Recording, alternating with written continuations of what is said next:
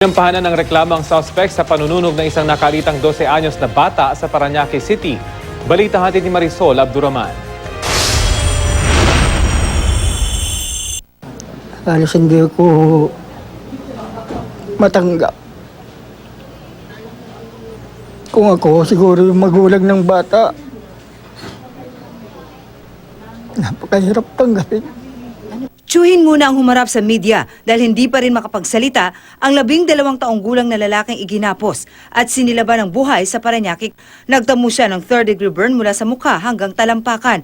Hindi rin tuloy siya makuhanan ng salaysay ng pulisya. Yung entire body niya is binalot, pati yung mga kamay niya, ang nakalabas lang is kanyang head sa kanyang toe. Matinding galit umano ang nagtulak sa 19 na taong gulang na binata para gawin ang krimen sa 12 anyos lamang na bata. Sinampahan ang suspect ng kasong forsaken murder in relation to Republic Act 7610. Sa isang pampublikong lugar, sa ilalim ng skyway sa Sucat, Parañaque siya sinilaban ni Wilfred Azania gamit ang lighter matapos balutin ng karton. Gusto mo talaga siyang patayin? Bakit mo siya gustong patayin? Sobrang galit sa kanila para makabawi. Hindi ka pa rin nagsisisi? Opo. Eh paano yun? Sasampahan ka ng reklamo. Ayos lang yun. Pagbabayaran ko lang. Pero di pa rin nagsisi. Bago nito, ilang beses na raw nagkaengkwentro ang grupo ng suspect at ng biktima.